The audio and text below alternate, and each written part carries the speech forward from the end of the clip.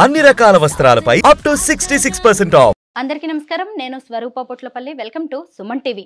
గత నెల హైదరాబాద్ గచ్చిబౌలిలోని FCI కాలనీలోని ఒక భూ వివాదానికి సంబంధించి సంధ్య కన్స్ట్రక్షన్స్ అధినేత శ్రీధర్ పేరు తెర మీదికి వచ్చింది.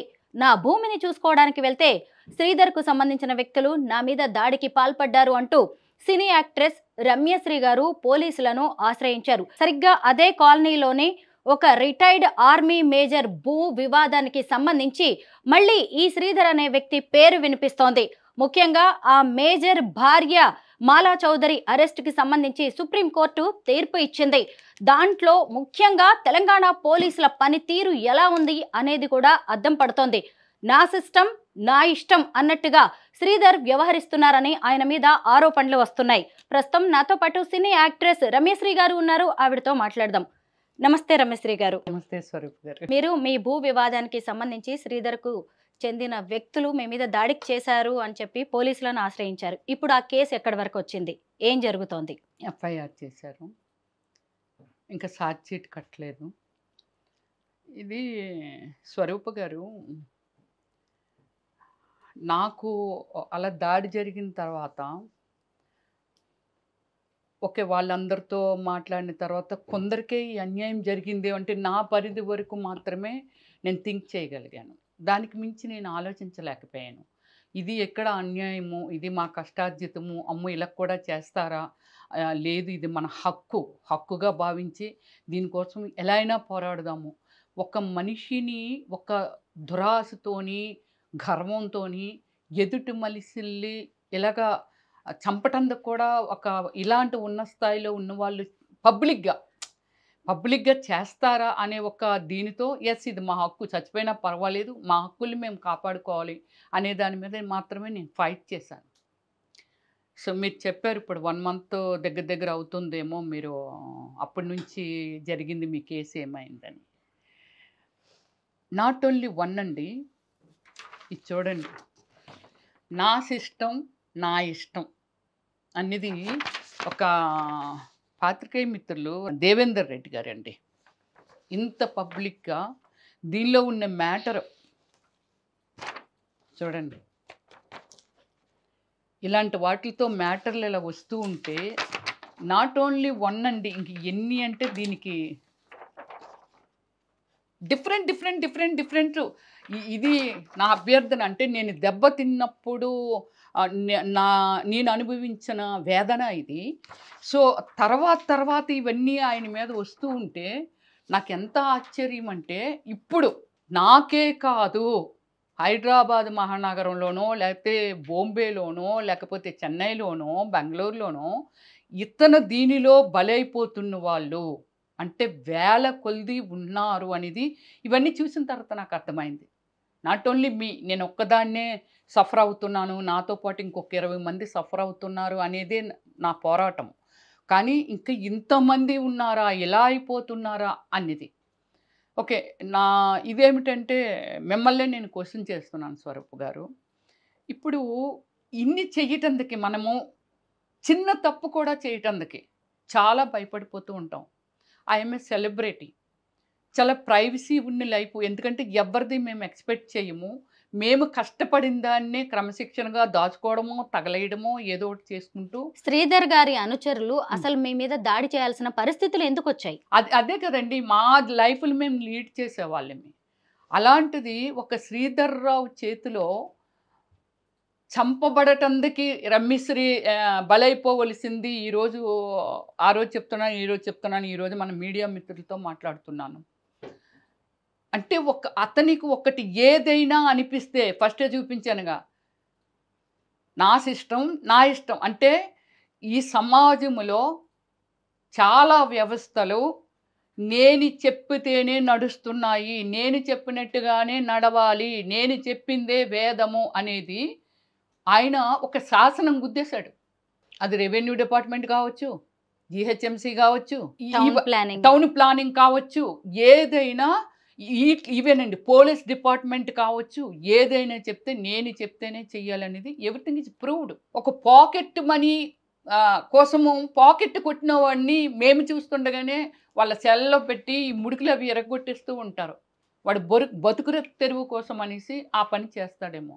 కానీ ఇంత పెద్దవి నాకు 40,000 కోట్లు ఉన్నాయి, 50,000 కోట్లు ఉన్నాయి, నేను రేవంత్ రెడ్డి గారికి నేను సూట్ కేసులు పంపిస్తేనే రేవంత్ రెడ్డి గారు సీఎం అవ్వగలరు, అయ్యారు కూడా అన్నట్టు, లేకపోతే చంద్రబాబు నాయుడు గారికా, లేకపోతే బెంగళూరు సీఎం, ఇంకా ఆయన నోటికి హద్దు లేదు. అది జరుగుతుందా లేదా, పాపమా పుణ్యమా అనేది తెలియదండి. కానీ ఈయన వాళ్ళని ప్రభుత్వాలను కూడా బ్యాడ్ చేసిస్తూ ఆ విధంగా ఆయన పబ్లిక్లో చలామణి అవుతున్నాడండి. రమ్యశ్రీ గారు, మీకు భూమి ఎక్కడైతే ఉందో FCI కాలనీలో, ఇప్పుడు ఇదే ఆర్మీ రిటైర్డ్ మేజర్ కుటుంబానికి కూడా భూమి ఉంది కదా, ఇప్పుడు దానికి సంబంధించి కూడా సుప్రీంకోర్టు స్పందించడం అనేది జరిగింది. ఆ కేసు గురించి మీకు ఏమైనా ఐడియా ఉందండి. ఎందుకంటే ఆమె నాతో రెగ్యులర్గా మాలా చౌదరి గారండి, 78 years ఎంత ఉంది, is a big women, very respectful women అండి.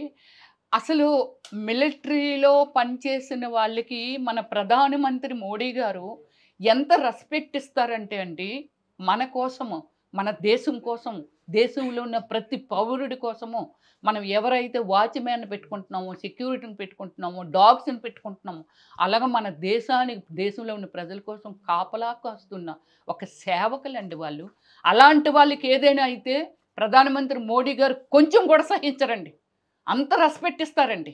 సో అలాంటిది, అలాంటి ఒక మేజర్ అయిన భార్యని నువ్వు 2 వారాలు హైదరాబాదులో, ఆవిడ ఢిల్లీలో ఉంటారండి, ఆమె ఎప్పుడైనా మాట్లాడితే ఎంత ధైర్యవంతురాలంటే, వాడిని వదలను అనేది ఆమె ఒక్కటే మాట అండి, వాడిని వదలను రమ్య అనేది. ఇంత దురాతకమా?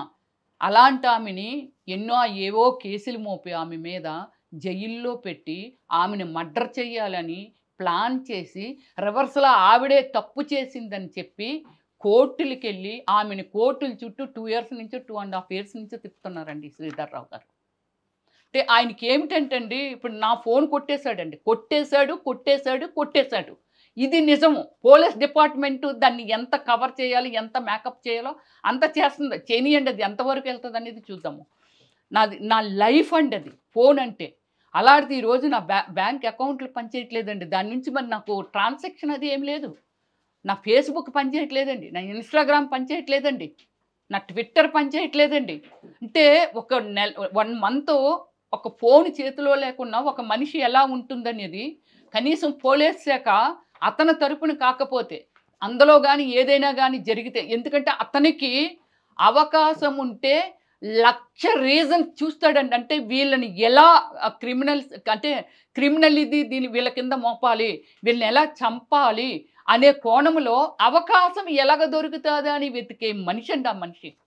మీరు మాలా చౌదరి గారితో ఈ మధ్య కాలంలో ఎప్పుడైనా మాట్లాడారా?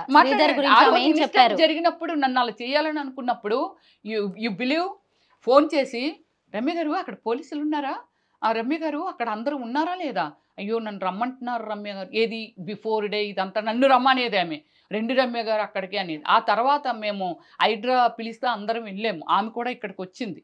హైడ్రా పలానా డే పలానా సర్వే ఇదంతా చేస్తుంది అని చెప్పి రోడ్లో విని ఆమె కూడా వచ్చింది ఢిల్లీ నుంచి.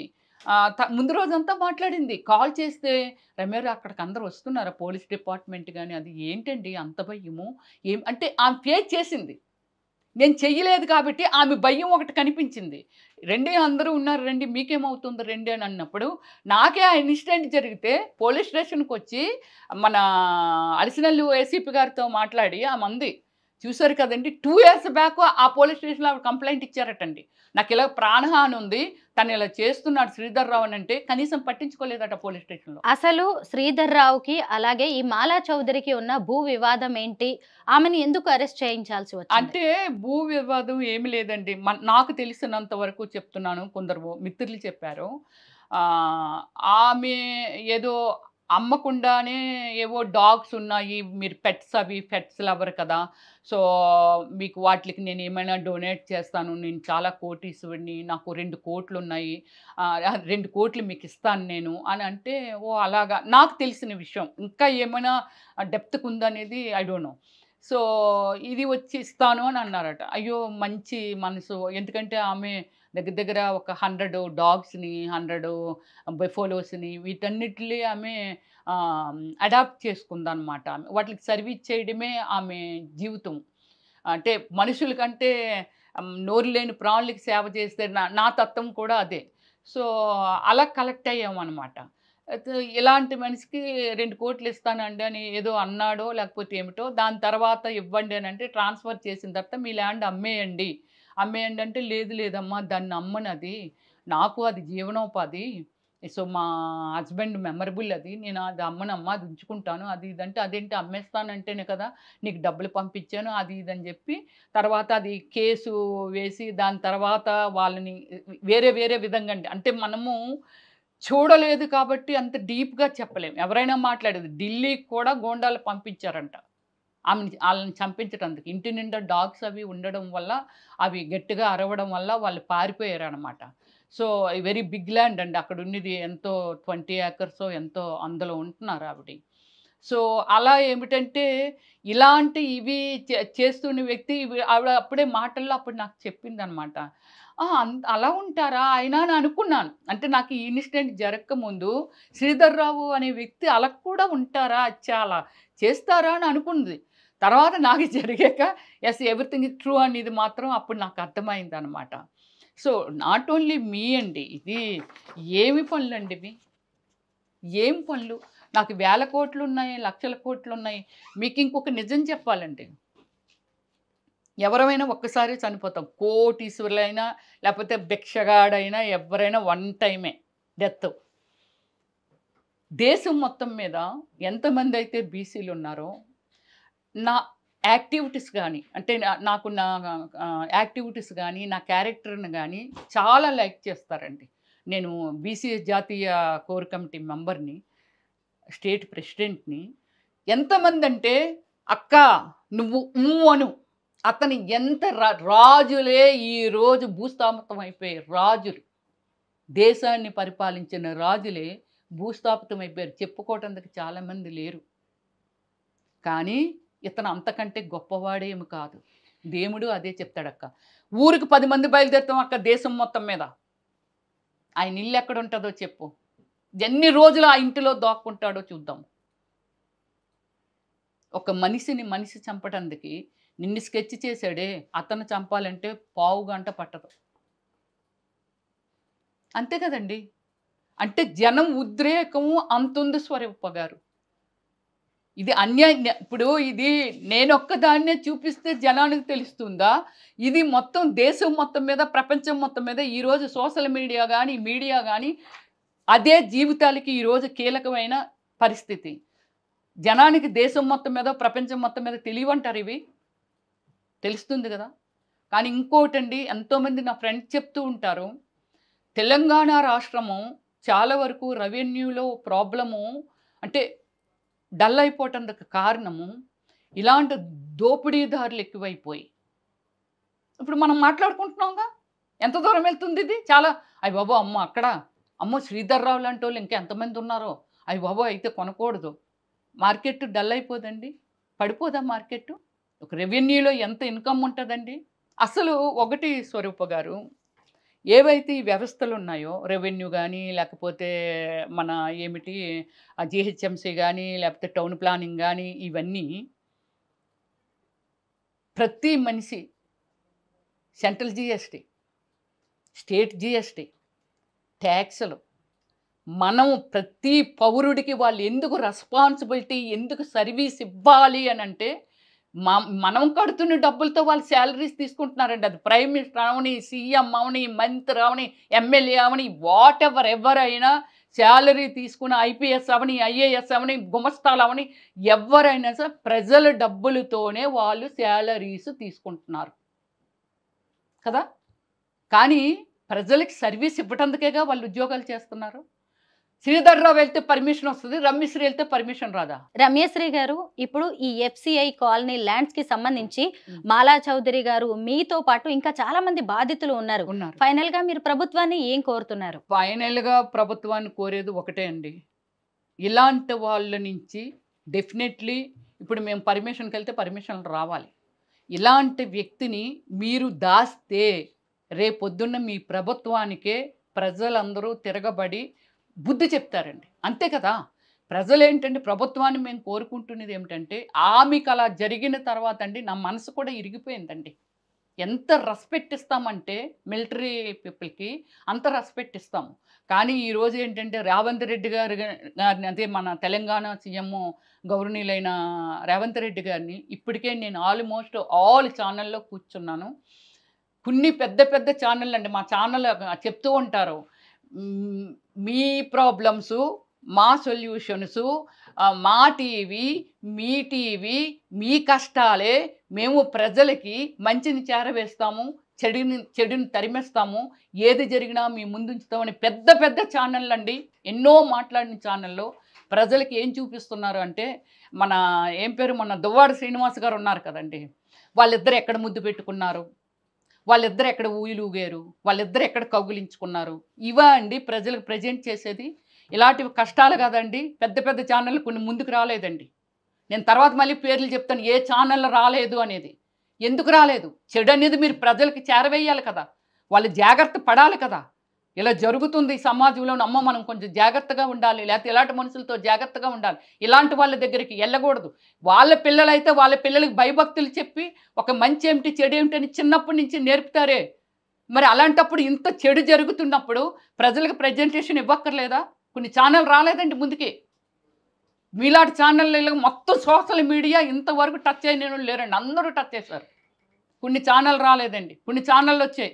ఇది కూడా చెప్పాలండి. నేను చేతులెత్తి దండం పెట్టి నేను అడుగుతున్నానండి తెలంగాణ సీఎం గారు రేవంత్ రెడ్డి గారిని, దయచేసి దీని గురించి మీరు కలగజేసుకుంటే అందులో నలిగిపోతున్న వాళ్ళు, మీకు చెప్పాను ఇందాక స్వరూప గారు కూడా అడిగారండి, ఒక మిలిటరీ మేజర్ వైఫ్ అండి ఆమె, ఒక 2 వీక్స్ జైల్లో దగ్గర 80 ఏళ్ళు వృద్ధురాలు పడుకుంది అనంటే ఒక్కసారి మన దేశము లేకపోతే మన రాష్ట్రం ఎటు పోతుందనేది ఆలోచించండి.